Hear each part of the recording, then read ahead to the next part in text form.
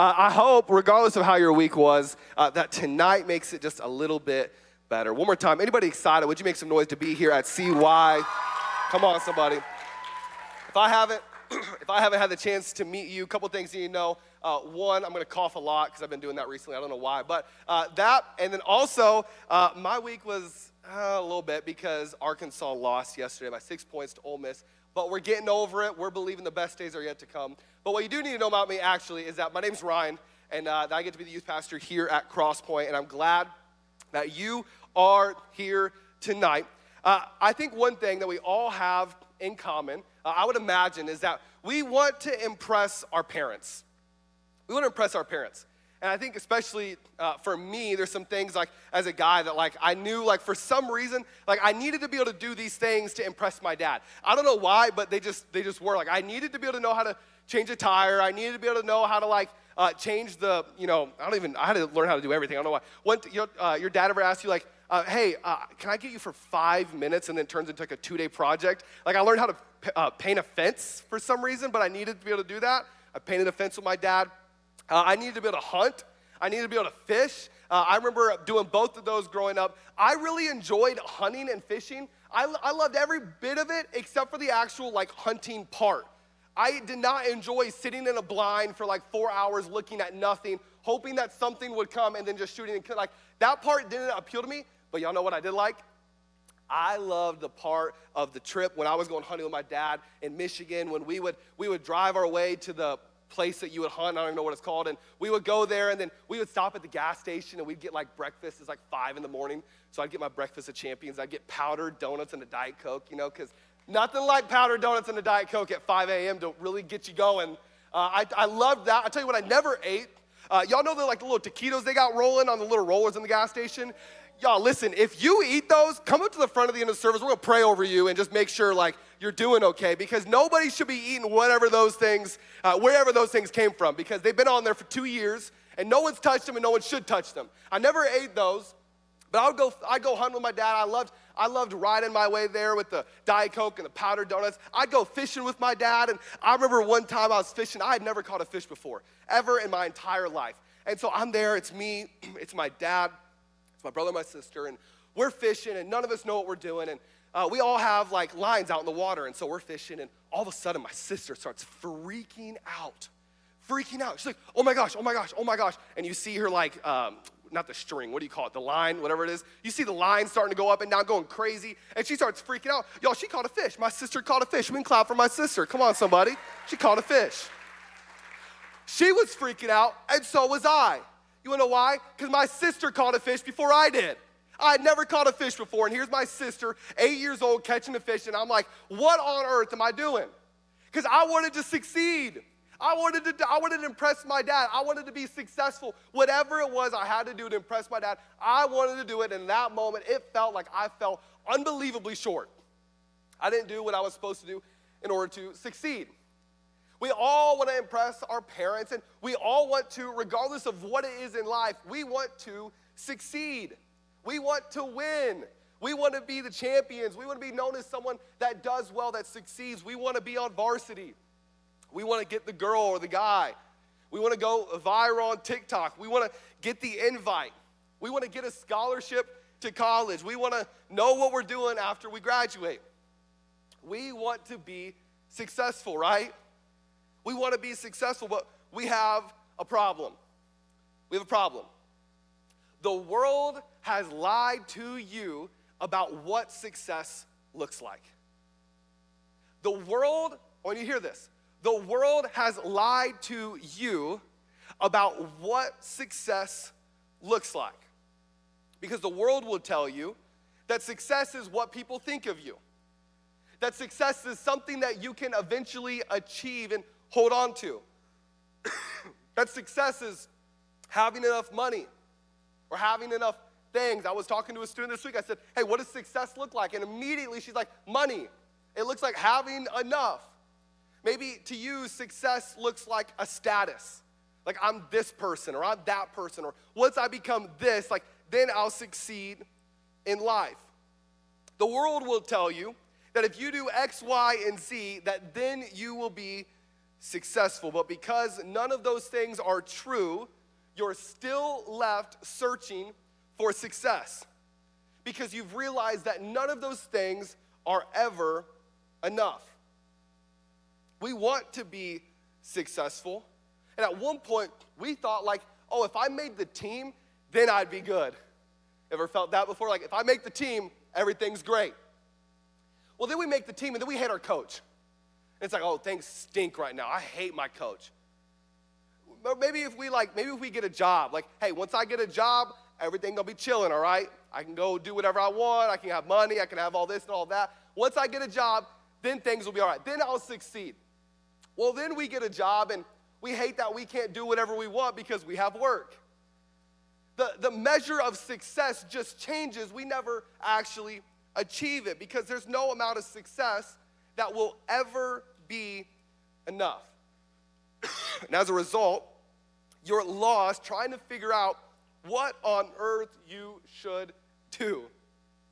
You feel confused, you feel misled, you feel stuck trying to figure out what on earth you are here for. Student, have you ever wondered what on earth you are here for? What does God have me on this earth for anyways?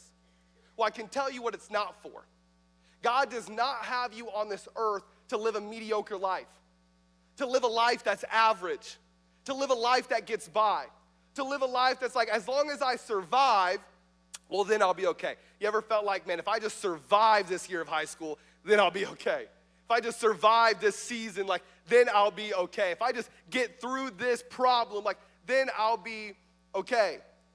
Can I tell you, God does not want you to live that kind of life. He wants you to live life to the fullest. Too often, we think that a life with Jesus is boring because a life with Jesus, it doesn't include partying, right? We're told it doesn't include like drinking to get drunk. We're told it doesn't include smoking or not having boundaries with your girlfriend or your boyfriend. Like life with Jesus, in some ways, it's like, is that really what I want to be shooting for? Well, let me tell you what a life with Jesus is. It's life as it was meant to be. If you're taking notes, write that down. What's life with Jesus? It's life as it was meant to be. A life with peace, where you're not anxious, where you're not stressed all the time. A life with purpose, where you know what you're here on this earth for.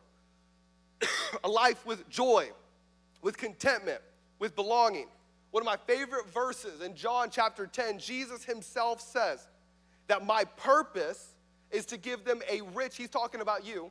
His purpose is to give you a rich and fulfilling life. He wants you to have life to the fullest. He doesn't want you to live an average life. He wants you to live an unbelievably extraordinary, only God kind of life. But if you want his life, you have to go his way. And God has given millions of people peace and purpose, and he wants to give you peace and purpose too. He wants to show you what true success looks like, not just this wheel of trying to figure out what would be enough. He wants to show you that tonight, and he's going to through your word. If you have your Bible, if you got your Bible, print Bible, would you raise in the air like you just don't care? Come on, somebody. Oh, look at that. Can we clap for our people, the super saved Christians, bringing their Bibles to church? Y'all, guys, come on, we got to get it. That was all the girls. Where are we at with our Bibles? We need to bring some Bible. Leaders, we got our phones. That doesn't count. I'm just kidding. Open up to Matthew chapter 4. If you got your super saved Bible or your digital Bible, you can open up to Matthew chapter 4. And in this short story, Jesus reveals to us what it really means to follow him, what it really means to have life to the fullest. Jesus in this passage is going to give us insight into the purpose that God has for you. At one point in time, we've all found ourselves confused about what following God is supposed to look like. Like we've maybe gotten to a point in our relationship with Jesus where we've made a decision to follow God, we've made a decision to believe in God, but now we're like, now what? Like I've crossed all the boxes, now what? We know that following God is what gives us love and joy and peace and purpose, but what we don't always know is what it practically looks like to follow him. And so in this short story, Jesus clearly tells us what it looks like to follow him. Matthew chapter 4, we're going to read together, verse 18. It says, one day as Jesus was walking along the shore of the Sea of Galilee, he saw how many brothers? How many brothers? he saw two brothers, Simon, also called Peter, just to confuse us for some reason, and Andrew, throwing a net into the water, for they fished for a living. What'd they do for a living? What does it mean they did for a living? Like that was their job. That was how they earned money. They were fishermen. And so Jesus called out to them. He said, come and follow me, and I will show you how to fish for people. What on earth is God talking about? Come and follow me. Go back. And I will show you how to fish for people. Okay, now you can go to the next slide. It says this in verse 20, kind of crazy, that all he said was that, and for some reason, they left their nets at once and followed him. If you're taking notes tonight, I want you to write down the title of my message. I'm excited about this. My mission is fishing. Say that with me. My mission is fishing. One more time, because the person next to you didn't say it. My mission is fishing. My mission is fishing. I want to ask you a question. Have you ever asked yourself, what on earth am I here for? What on earth am I here for? Have you ever asked yourself, have you ever been asked, what do you want to do after you graduate? And you got no clue as to what you want to do when you graduate. You ever been there? What on earth do you want to do? Have you ever said yes to Jesus, gotten baptized, and wondered, what now? Have you ever given your life to Jesus, been baptized, and wondered, what now? If so, guess who you are? If you've ever asked yourself, what on earth am I here for? If you've ever been asked, like, what do you want to do after you graduate? And you got no clue. If you've ever given your life to Jesus, gotten baptized, and had no idea what was next, guess what you are? Just like the rest of us. You're just like the rest of us. If you want to know what following God is supposed to look like, if you want to know how to actually be successful in life, to have peace and purpose, here is what you need to do. We talked about how all of us want to be successful. But if you want to know what on earth you're here for, if you want to have what Jesus calls a peace that goes beyond understanding, here's what you need to do. You need to stop focusing on success and start focusing on significance. You need to stop focusing on success and start focusing on significance. See, oftentimes we're so focused on being successful that we miss out on the possibility of being significant. Maybe you're like, Ryan, what on earth? Like, is that the same thing? What's the difference? No, see, success is measured by what you accomplish, by what you do. Success is measured by how many trophies you earn or how many shots you make. But significance is measured by who you impact. Success is about recognition, what you're known for, who you are, like how well people know your name. While significance is about leaving a legacy.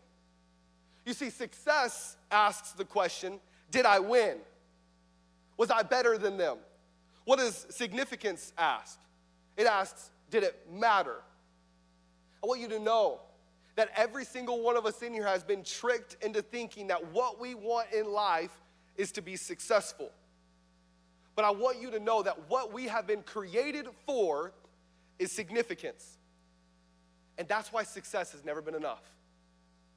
You ever notice when you meet one goal, you just set another one? When you have one dream in your life, you accomplish it, you just get another one. You wanna know why? Because success is never enough. Why is it never enough? Because you weren't created for it. You weren't created for success. You were created for what? Significance. You were created for what? I got the front row talking to me. How about the back row? Y'all hear me back there? You're created for what? Significance. You're created for significance.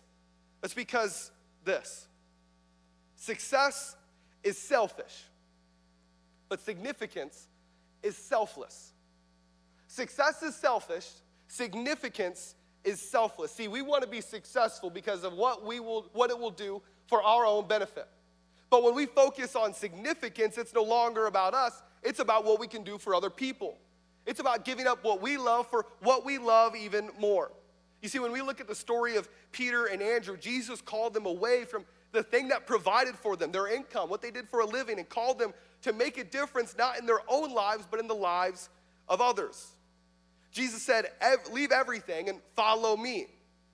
He wasn't calling them to success, he was calling them away. But he was calling them to significance. Because we often get tricked into thinking that when we focus on ourselves is when we will have success.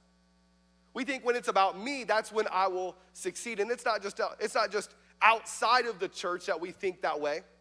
It's not just on our sports teams that we think, man, if I just think about myself, then I will succeed. Can I tell you, it happens even within the church.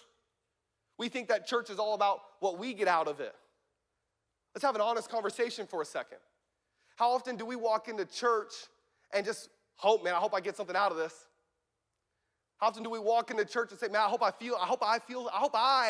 feel something today? How often do we walk into church and say, man, I hope I learn something today? How often do we walk into a church saying, man, I'm wondering if this ministry will feed me? And here's the sad question about that. I wonder if this ministry will feed me. Here's why. It's because we have friends. We have family.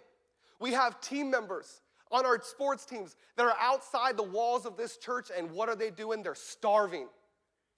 And they don't even know it.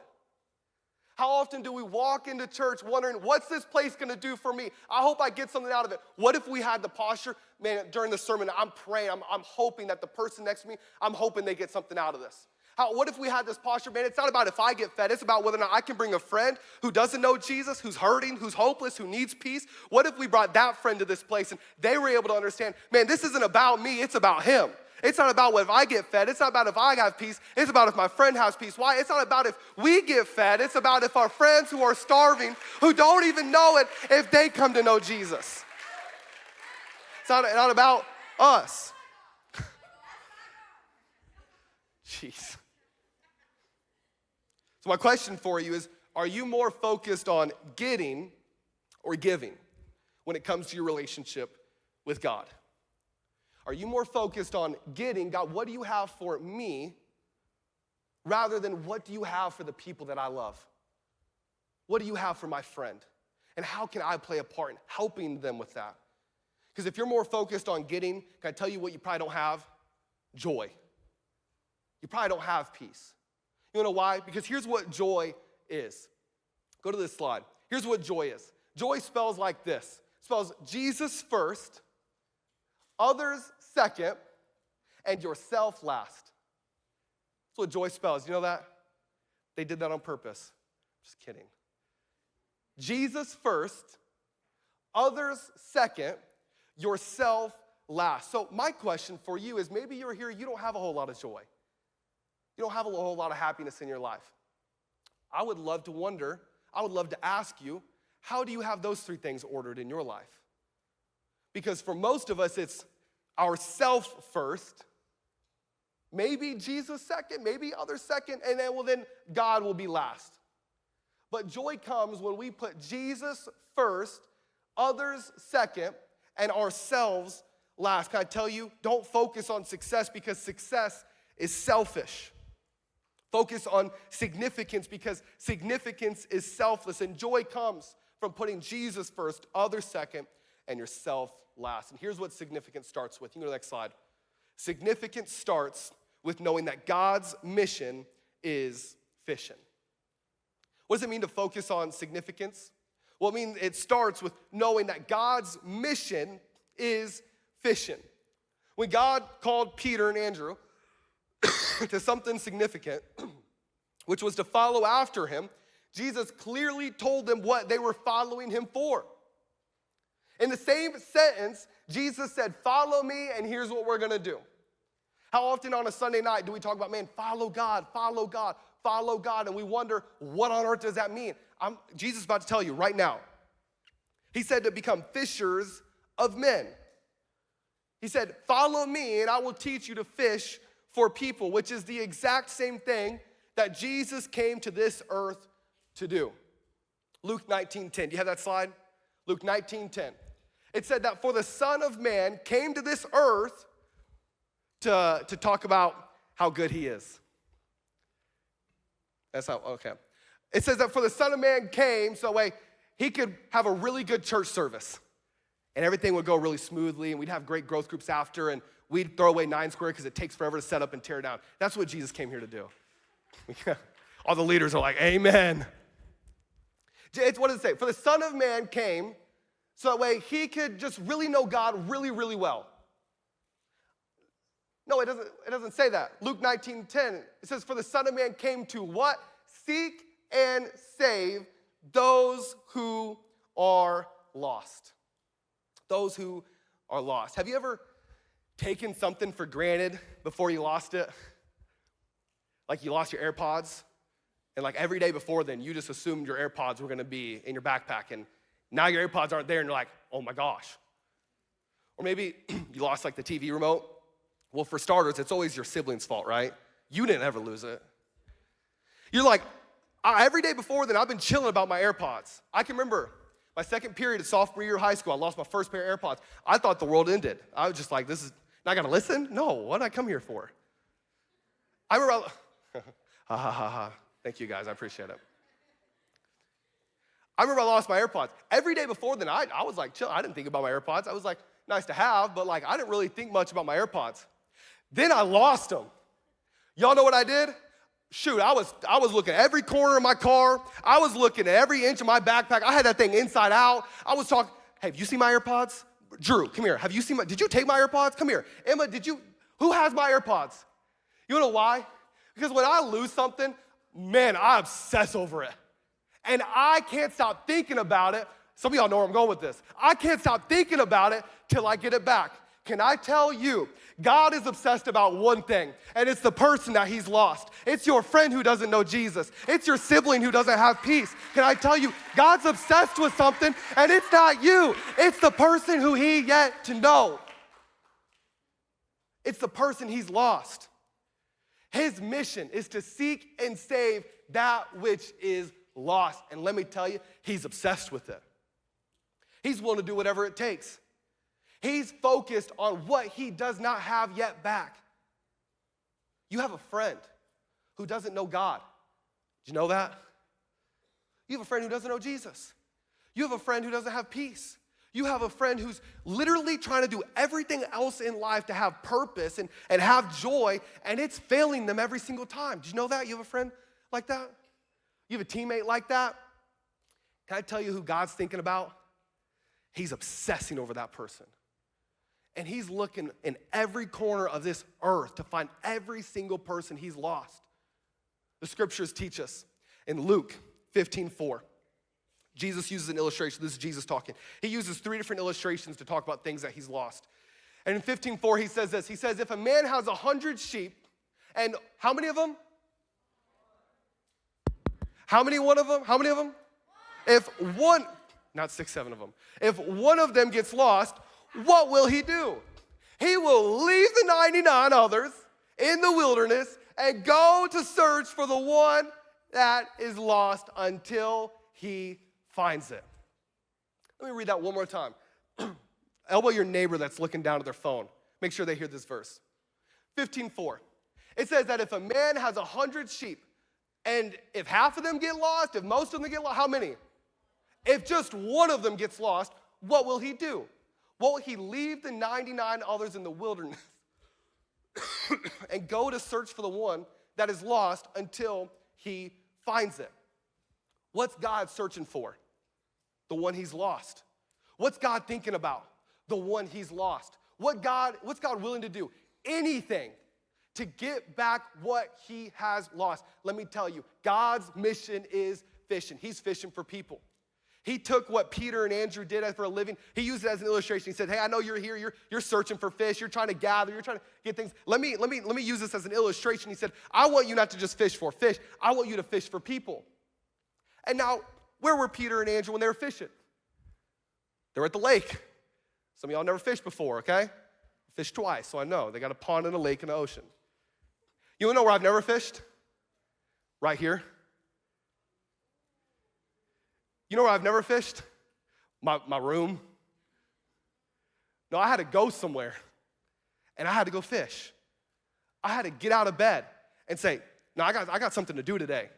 I got people that need Jesus today. I got to go somewhere. If you're a student, I got to go to my school. Not just with the mindset of, can I survive this year? But with the mindset of, I'm walking into the school with one reason. It's to seek and save that which is lost. I'm not here for the 99. I'm here for the one that doesn't yet know Jesus. And let me tell you, God's method for fishing is clear. It's bright as day. God's not using a certain church. He's not using a certain ministry. He's not using a service or a growth group. You want to know who he wants to use? You. You're his plan A. You want to know what plan B is? If there was, I would tell you. There's no plan B.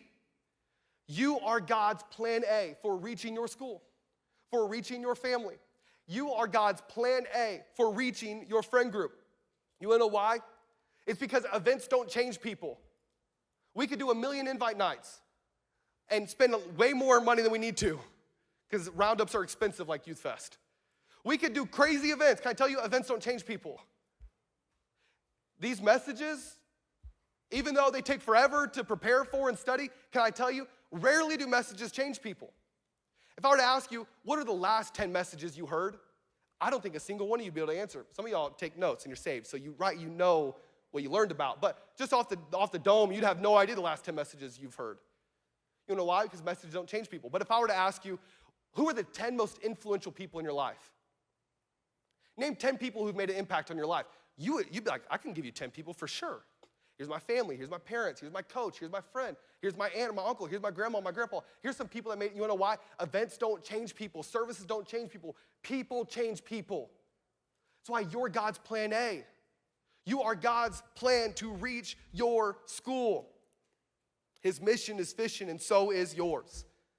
So if you want to know what following God's supposed to look like, if you want to know how to actually be successful in life, if you want to have peace and you want to have purpose, it's simple. Start fishing. Start fishing. Which leads to my last thought for the day. I don't know when the keys person's come back out, but they can come whenever they want, which is now. My question for you is this. It's on the screen. If you're not fishing, are you really following? I want you to think about that. If you're not fishing, are you really following? Jesus made it simple. Come and follow me, and you want to know what it's going to be like? We're going to go fish for people. So my question is, if you're not fishing, are you really following? Jesus' call to us is clear. Follow me and fish. You want to know why? Because there's a world outside these walls that so desperately need the good news of Jesus. Your school needs Jesus. Your campus, can I tell you what it is? We talk about, I love my campus. You want to know why? Because your campus is your calling. Your friends need the hope that you have. Your teammates need to know that they can have peace. Your friend is battling depression and mental health. They need to know that the best days are ahead because of Jesus. So my question is, who are you fishing for?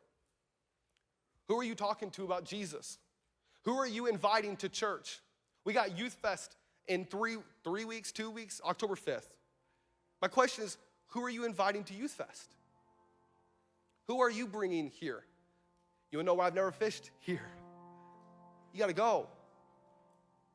Who are you bringing to Youth Fest? You know why we do invite nights like Youth Fest? It's not because we want to round up in the parking lot. That's cool and all. That's not what we're here for. That's not what we're here for. We love the games and the prizes and all the craziness. Like, we love that. Why? Because it's fun. That's fun anywhere.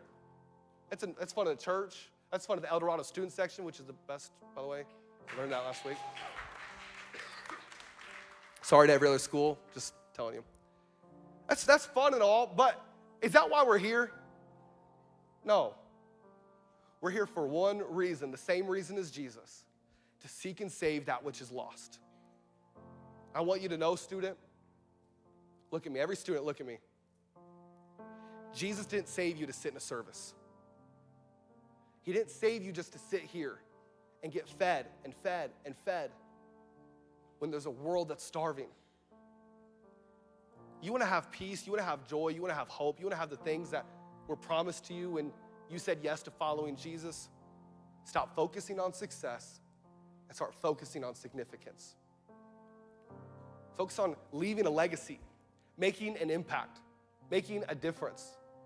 Could you imagine what your friend group would look like if they all followed Jesus? Could you imagine what your school could look like? You know, you say you love your campus. I believe you. Imagine what it would look like if everyone there you cared about knew God. If everyone in our generation stopped looking to everything else to give us the life we're looking for and turned to Jesus. Because we're in this room and we know that everything we were looking for before Jesus was waiting for us in a relationship with God. And so my question for you is simple. What's the name of the person that you're inviting to Youth Fest? What's the name of the friend that you're bringing? Some of y'all are crazy. You're like, I'm gonna bring 3 friends. Some of y'all are like crazy. You're like, I'm gonna bring my whole sports team. It's crazy until it happens, isn't it? If I know one thing, it's this. It's that God didn't save us to sit in a service. And there's a world that needs the hope of Jesus, and we are his plan A. You are his plan A. And so I'll ask the question that Bree asked last week. What are you gonna do about it? A lot of us are here, we have a relationship with God. We know who Jesus is. We're following him. We're learning, right? We're still growing, aren't we all? We have a relationship with Jesus, but there's some of us in this room, we maybe don't, I think, right? Like, we're around God a lot. We're at church. We're near Jesus. We're close to him, but like, I don't know if, like, maybe this is your thoughts. Like, I don't know if that's my thing. That's their thing. I don't know if that's my thing. Maybe you're still searching for the things that you're looking for in life, like happiness. Maybe you're still searching for those things at the party. Maybe you're still searching for those things in the relationship or in the sports team. Like maybe you're still trying to put your faith in something else other than Jesus, other than God. Maybe you're here and like you're not 100% sure like you have that personal relationship with Jesus. We've talked about this before. I'm a big Chiefs fan and I love Patrick Mahomes. I know a lot about Patrick Mahomes. Patrick Mahomes knows nothing about me because I don't have a relationship with him. You may know a lot about God. You may have heard a lot about God, but you may not know God. You don't have that relationship. Let me tell you, Jesus didn't save you just to sit in a service, but he also didn't just save you to let you go into heaven when you die. No, he saved you so you can have heaven now. So you can experience the life he created for you now. So you can have peace now. What did Jesus say in John 10? We began the message with this. He said, I have come for one purpose, and it's what? To give them life and life to the fullest. To seek and save that which is lost. He didn't say later. He said now. If you're here, maybe you're broken. You're hurting. You're in this like trail of like, or this track or this routine of just trying to do enough, trying to be good enough, trying to whatever, to succeed, to impress our parents. Like, I don't know what it is for you. Maybe you're stuck in that. And you need to know that Jesus is not asking you to do anything for him other than to come back to him, to turn from your mistakes, to not go the world's way anymore, but to go his way. And to say, Jesus, I'm trusting you. We talk about the cross, we talk about Jesus. What we don't always talk about is like why we have to talk about that. And it's simple. It's because God created 2 humans to live in a perfect relationship with him, to live every day with God, to talk with God and have all the things we're looking for. But those 2 humans, what they did was they decided to go their own way. They trusted themselves. God told them, don't do this one thing, and they trusted themselves. They said, it really isn't that bad if I do it. I'll just do it. And what that did was that entered things like depression and sickness and cancer and hurt and pain and all these things we experience that we don't know how to express. That's what brought those things into the world. It's called sin. So we've been separated from God. But God loved you too much to leave you there, and so God sent his son Jesus to pay the price for those mistakes. The scriptures tell us that the price for our mistakes, the price for us trusting ourselves and not in God, the price for that is death. That price has to be paid. And so Jesus came, he died on this earth on a cross like that, and he paid the price for your mistakes. But then 3 days later, to prove that he was bigger than the grave, he's bigger than any problem you're facing, to prove that he is God and so he can have a relationship with you, 3 days later, he said, sayonara, grave. I'm coming back to life. You know, he didn't just do that to get a relationship with you. He did that to show an image of what he wants to do in your life. Some of y'all are the walking dead. You ever looked at your friend and you're like, are you awake? No, I'm just going through it. No, I just got a crap ton of tests and projects. No, my parents flipped out on me again. No, my parents are getting a divorce. No, I got kicked off the team. No, I'm awake. I just don't enjoy life. It's because you're dead. And just like Jesus did on the cross, as an image for us, he's trying to bring you back to life. He's trying to give you life to the fullest. And most of us in here have experienced that.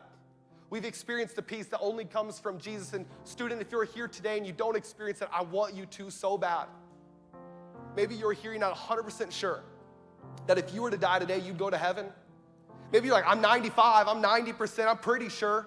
No, I want you to be 100%. I want you to experience the life God created for you now. And all it is trusting in Jesus again. It's trusting in ourselves that separated us. It's only trusting in God that could ever bring us back. I want to invite you to close your eyes, bow your heads. There's nothing spiritual about closing your eyes, bowing your heads. It's just to give you a moment to focus because your friends are distracting. Maybe you're here, and I want to talk to you specifically if you're here, you're not 100% sure. You're still putting your trust in something else other than Jesus. Maybe you're here, you're not 100% sure you have a relationship with God. I want you to say this prayer with me. It's really simple, it's really short. It's not all that you and God have to talk about, can I tell you? It's just the beginning of the conversation. It's a prayer like this. You can say this, say, Jesus, I give you my life. Jesus, I give you my life. What you're doing is you're trusting God again. Saying, God, I don't know what it looks like, but I trust you again.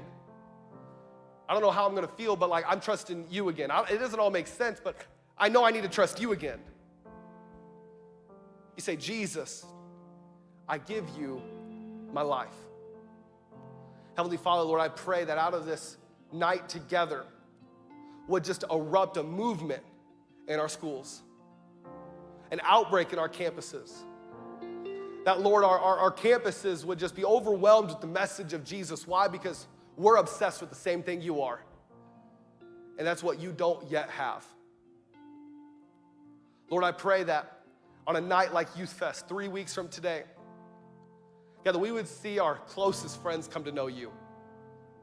Lord, that there would be moments where our friends believe in you again, where our family members would trust in you again. Why?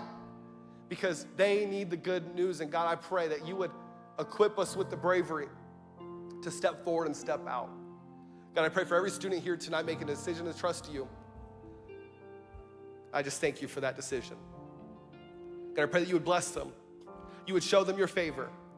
Lord, that you would give them the peace that surpasses all understanding. It's in your son's name we pray. All God's people said, amen.